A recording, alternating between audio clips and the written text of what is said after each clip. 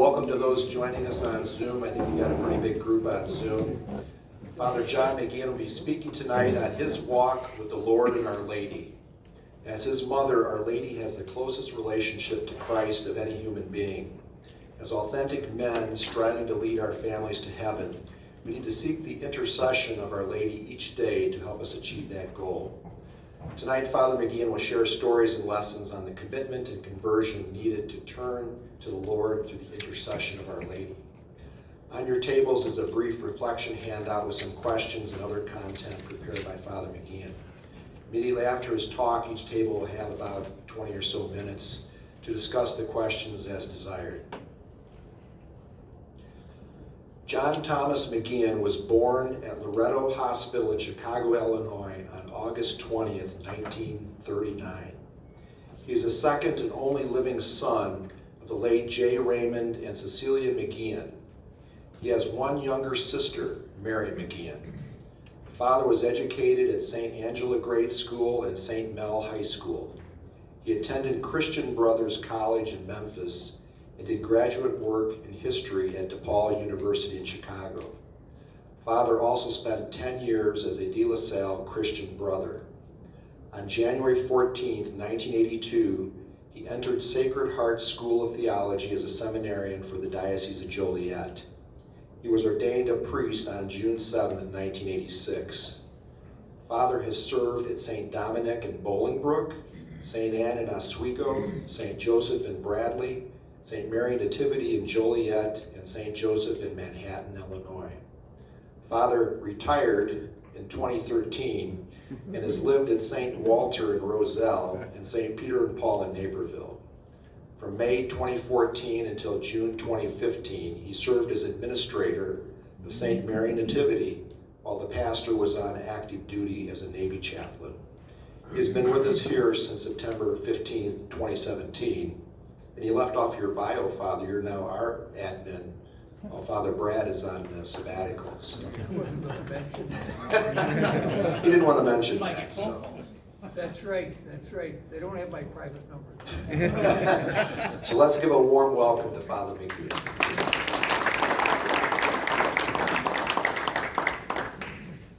I wasn't going to mention that.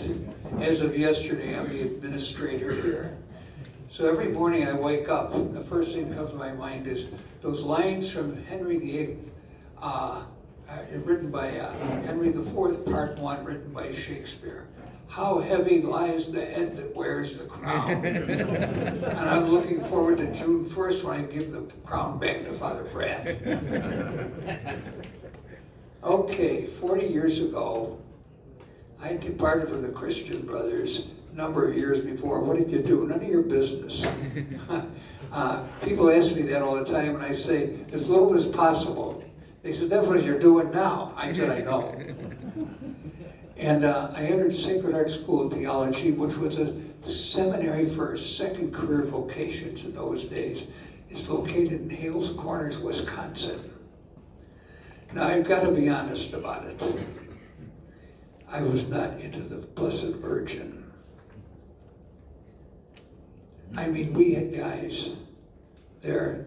We had a small statue of the Blessed Virgin in the back of the chapel as you come in, and they always touch her feet. And I always said, I'm going to get that lavalier microphone. I'm going to say, stop tickling my feet. I did, and they got very mad about it.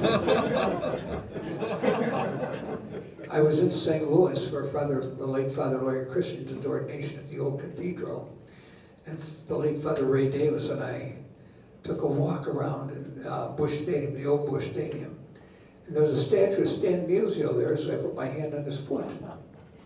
And I told them about it, and they were ready to crack me. But something happened. Our Lady had not given up on me. It was Christmas of 1984. I was home at my sister's. And she was going out to hear a presentation on Medjugorje. And I said, the local bishop says that they're just imagining it. They're hallucinating. Well, she was hearing the presentation by Barbara O'Malley, and a girl named Ann Tamborius. And she came home full of it.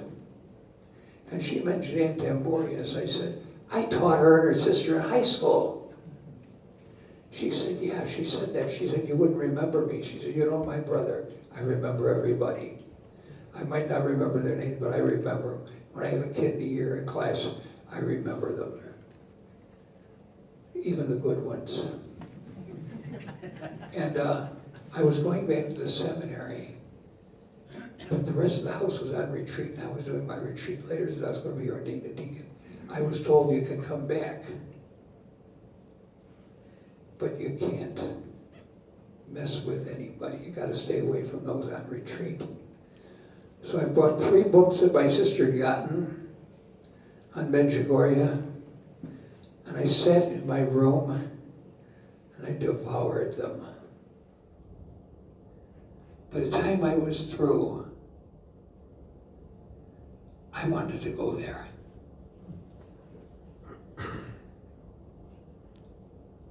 And that's how I got involved. When I was starting Our Lady, I started showing interest in the Marian movement of priests. So one day I drove up to Holy Hill. Anybody here been to Holy Hill? Oh, everybody's been to Holy Hill. So and I went to the bookstore. Where's this book, Our Lady Speaks to Her Beloved Priests? Oh, we don't have it. We'll make a phone call. Some monk comes down, gives me the book. I says, what's my donation? He said, $8. It's gone up. But this only had the locutions through 1984 in it. It had just come out. So I gave him my donation. I brought the book, and I came home and read that. And it increased my desire to go to Medjugorje. I was ordained a deacon by Bishop Raymond Vonish at the old pastoral center, next to Lewis University there, the old seminary. I was ordained in that chapel on April 26, 1985. On May 17th, I was on a Pan Am flight to Europe. I was on my way to Medjugorje. I went there more out of curiosity. I was won over the first night there without even talking to a visionary, without even seeing a visionary. I walked into that Mass for that International Croatian Mass, and the way they prayed, and the way they sang, I've never seen anything like it. I thought to myself, this is what the Constitutional Liturgy had in mind. It's a very holy place. So then, I was then ordained a priest in 86. I went back twice in 88, once in 89, once in 93, and last October. One of the most moving things that happened to me, I'm sitting out in front of the church saying the rosary along the side of the church. And Colleen Willard comes up to me and says, welcome home. And somehow, I felt she was right on. And I hadn't been there in 28 years. I'm 82 years old now. 28 years from now, I'm going to be 100 and some. And I hope I get back there. It's the most peaceful place I've ever been in my life. And I've been to other places. I remember when I was in Oswego, I was going over in 93, we had some lady over there, Marian Bertrand.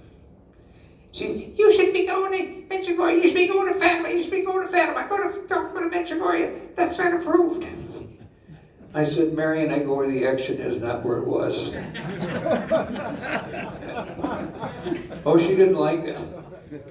But she did want me to say the rosary to her at her wake. So I guess I won her over somehow. But in any event, my movement led to my involvement, or my desired involvement, for the Marian movement of priests. Now you figure, you're the only priest here. There are laymen and children that belong to the Marian movement of priests. Now what is the Marian movement? Father Stefano Gobbi was at the little chapel of the apparitions in Fatima in 1973. And he was worried because some of his friends were very shaky in their vocation. And as he's in there praying, he got this locution. Now, what's a locution? Does anybody know? It's a message that goes to the heart. An apparition, somebody sees. A locutionist, they get a message in here. I read you a locution tonight, and you've all found out, Father, your eyes are getting bad. I was told that when I went for my driver's license last summer, I was told the same thing by the lady who gave the eye test. She says, Father, your right eye is very weak, and your left eye is much weaker. So I went to my retinologist for a checkup to make sure my macular degeneration wasn't getting bad. And I told him what she said. I said, I probably won't get a license in 2 years. He said, count on it. So maybe I'll have to get a German Shepherd dog, huh? And a white can, maybe with a tin cup. But in any event, the Marian movement of priests is a group of priests. They've gotten together and they make a promise. They pray the rosary every day. I did it the way they did it for the most part tonight. That's why it took a little longer. And they pray the rosary every day, preferably in cenacles. Now, what is a cenacle? The first cenacle happened in the upper room, didn't it? When the apostles were gathered in prayer before the first Pentecost. And in that cenacle, we begin by praying to the Holy Spirit, come Holy Spirit, come by means of the powerful intercession of the Immaculate Heart of Mary, your most beloved spouse. We say the rosary, we pray for the Pope, we make our act of consecration to Our Lady. Afterwards, now there's acts of consecration for priests, for lay people, and for young people. Nobody's excluded. And we reflect on one of the messages that Father Gobbi had received. Some of the messages are not as long as the one I read tonight. Some of them are very interesting. There's 3 on the Eucharist in there. They were very, very powerful. He received these locutions between, I believe it was June or July of 1973 and New Year's Eve, 1999. He never got another locution after that. She told him, this is your last locution. Everything that I've revealed to you, it's all done. Now go to work. Father Gobbi died June 29th, 2011. The ironic part about it was, he died in northern Italy. I was in Rome that day for the pallium ceremony for Archbishop Peter Sarton, who had been our former bishop here, who I liked very much. But in any event, so that's a little bit about the Marian movement of priests. You know how I got involved in it now. And I came back to the Rosary, and I found it very efficacious for my life. I also found the cenacles very efficacious for my life. And I would recommend them for all. And I would recommend you forming cenacles, even if it's just 2 or 3, for a family person. If you want me to join with you, I'd be glad to do it. In any event, I've talked long enough now, haven't I? Can you tell us more about that priest, who he was? Who, Father Stefano Gobbi? Father Stefano Gobbi was a short, fat Italian priest.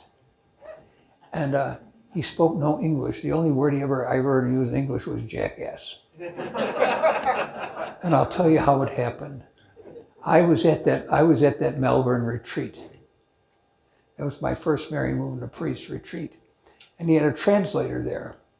And he's talking about some of these theologians, like Leonardo Buff. He even mentioned him by name. He says, how do you put it? Let's see. senza theologico grandi professori, scienze fidei asine. And the guy who was translating it was the head of the priest section. He since died of Mother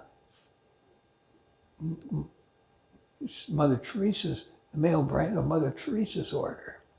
And he's sitting there and he says, he translated doggy. No, jackass.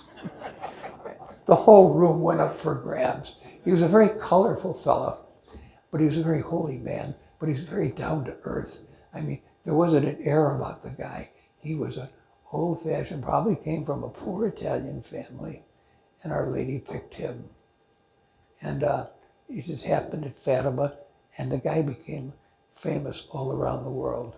As I say, he died on June 29th. He was born in 1930, so he'd left him about 80 or 81, huh? So I've lived longer than Gobbi. Lived longer than my father, too. My father died at 75. So in any event, and he founded this Marian movement of priests. It was all over the world. The first guy, there was a Canadian that was head of it in this country because there were no Americans. And one guy named Father Albert G. Rue, who's now in a nursing home, he's about a year older than me. He made the consecration. They said, would you like to be head of the Marian movement of priests in this country? He said, yes. He said, we have the name of one other American. It was a priest of Monsignor Donald J. Montrose out in Los Angeles. In 1983, Donald Montrose was made auxiliary bishop of Los Angeles. And when Roger Mahoney went to Los Angeles, he became the Bishop of Stockton, California, and died there. He was a wonderful, down-to-earth guy. So that Malvern retreat, she mentioned that there were bishops there. We had 3 bishops there. We had Archbishop James Byrne, who was then Archbishop Emeritus of Dubuque, Iowa. We had a missionary bishop named Archbishop George Pierce, and we had Donald Montrose. So we always had a bishop at these things. Now, there was another time Gobbi was here. He was down in Effingham, Illinois, when Edgar was running for a second term as governor. So I forget when that was, but I remember that much about it. And those 2 of them were there. Archbishop Byrne had died by that time. I was with Byrne on a retreat, Marian Movement of Priests retreat, at the old Cardinal Spellman Retreat House in, I believe, 91. That was also a very good experience. And so I go to their retreats, but that's about all I do, okay? I always beg, I'm too busy. They don't believe it though. The current head of the Marian movement in this country is a wonderful little Italian priest named Cordalisi. He's down in Jackson, Tennessee. He has the most delightful southern drawl. And we got talking. When he was first ordained, he was sent to St. Louis in Memphis, and his first pastor was Father Peter J. Peter Sarton, who later became bishop of this place. So it's an interesting, and he always calls him, if I see Peter, I'll tell him you said hello. I said he might throw a brick at you. But in any event, that's a little bit of my walk with Our Lady. It's a walk that continues to this day. And the thing about Our Lady is she always brings you closer to Christ. And by the way, just to answer Marian Bertrand, I made a retreat with Bishop Caffer in Fatima, Portugal in 2005. So I've gotten to Fatima. So I've been to Fatima, I've been to Lourdes, I've been to Knock in Ireland, I've been to Medjugorje. I have not been to Wisconsin, and I'm not going to Mexico. I'm afraid of getting Montezuma's revenge. My mother didn't raise any foolish children, at least not that foolish. Any questions? What's your favorite part of Medjugorje?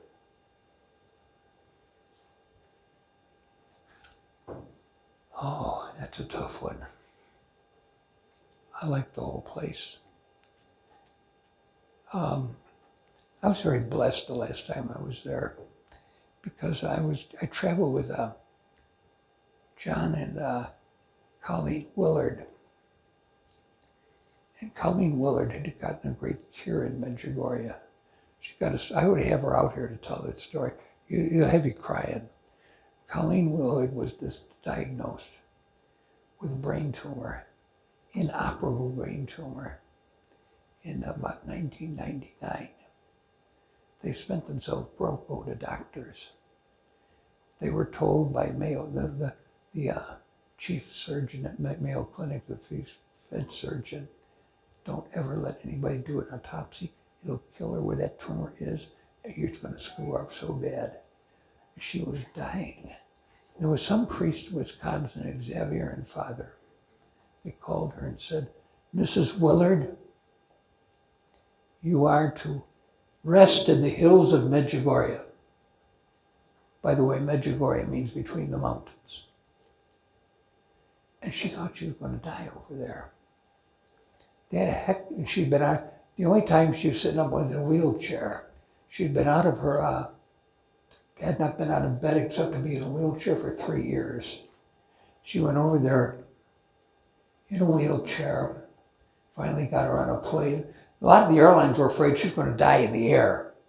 She was that close. And anyway, she got over there.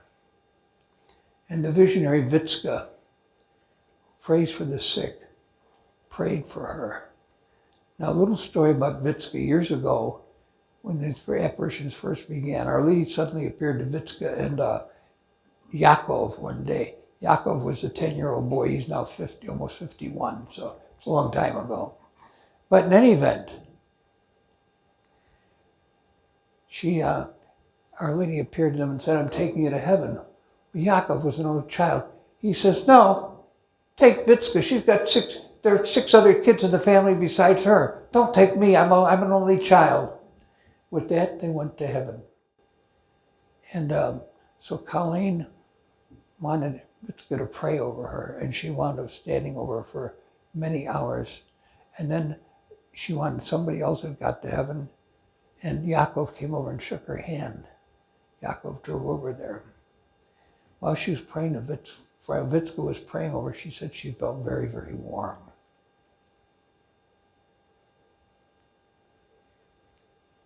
Very warm. It was something beautiful, she said. That night, they went to Mass, and this was in September of 2003, the Croatian Mass at Medjugorje. Probably did it on the outside altar. And when she went up to communion, she again felt that warmth, something happened. And she said to her husband, John, this wheelchair is too confining, and she stood up for the first time in 3 years. Her husband had brought an extra pair of shoes. She borrowed one of his pair of shoes. She climbed Apparition Hill the next day. Now, I did not climb Apparition Hill the last time I was there, the lower hill. I think if I go again, I will, because I didn't think I could handle it with my heart. I'm afraid I was going to fall. You know, I'm a little unsteady on my feet, particularly when I'm climbing or walking down. And her husband wrote to her 3 teenage sons. I think the young one was just about 13 at the time. He sent them an email. We didn't have texting in those days. Today you'd send a text. And the son wrote back and said, Dad, have you been dipping into Ma's morphine? They couldn't believe it. The oldest son greeted her at O'Hare Airport when she walked away. She went back to Mayo Clinic, and there were other things that had happened. She was in bad shape. And she got a clean bill of health, and finally the neurosurgeon said, Mrs. Willard, you don't have a tumor. It's gone. He said, did you go to Medjugorje? She said, yes, I did. She says, you been there? He said, no, but you're the 3rd case.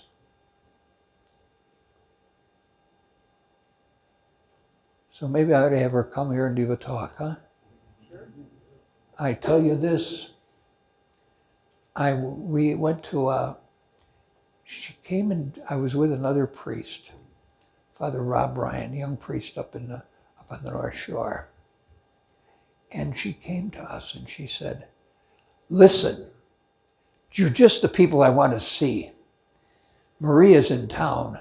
I'm going to Maria's house tonight.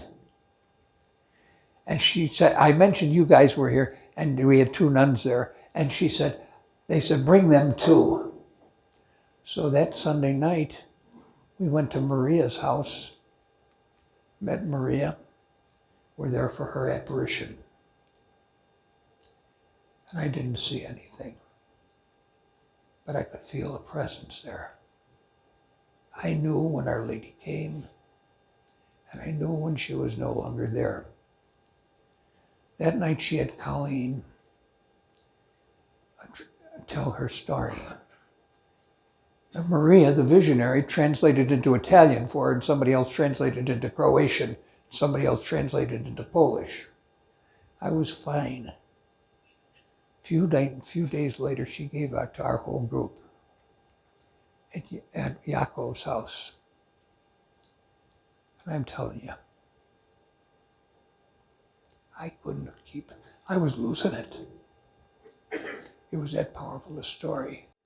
Now, one of the parishioners stopped in to see me yesterday, who knows Colleen and knows the story. She said, every time I hear it, I cry.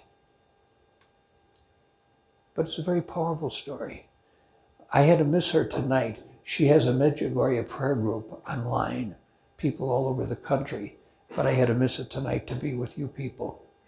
And I'm not regretting it, okay? She usually puts me to work. My motto is, why me? Okay, any questions? I've talked too long, haven't I? What does the church say about it? Okay, good question. Because that's one of the attacks on it. Pope Benedict XVI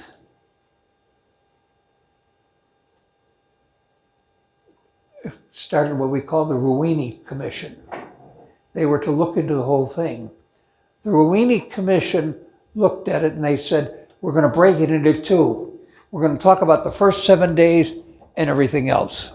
We can't comment on everything else because supposedly it's still going on, but we're going to study the first 7 days. And then they took a vote. There were 15 on the commission. 13 said it was of supernatural origin. 1 said it was not, and 1 said, I don't know. Now I'll tell you, if the Blackhawks were 13-1-1 and carried that through to the season, they wouldn't be struggling the way they are. I'd say 13 have said, yes, it's of supernatural origin the first 7 days. One of the things I remember reading about was the word mir appeared in the sky, M-I-R. The word mir means peace in Croatian. Most people who go there talk about the peace they experience there. Any other questions? A lot of people go to confession when they're there. Did you have any experience doing that? Yes. Some of the confessions are unbelievable, but I can't talk about them. Okay? But I mean, you know, people have been away for 40 or 50 years go there. I ran into one Irishman. I always run into the Irish, I don't know why. But in any event, he tells me with his little Irish brogue. He says, you know what, the first time I came here was 1985. I did not want to come. He said, I was just getting a business started, and my wife was pestering me. He says, I've brought groups back every year since then, except last year with the pandemic. He says, and my business went fine. The Irish women would come up to me wanting to know about our political situations in our country. I says, you're not American, I don't touch those. I don't discuss those with you. But you gotta answer. No, I don't. I don't know who her relatives are that might be in public life in this country. Well, let's go to the tables now. You're welcome.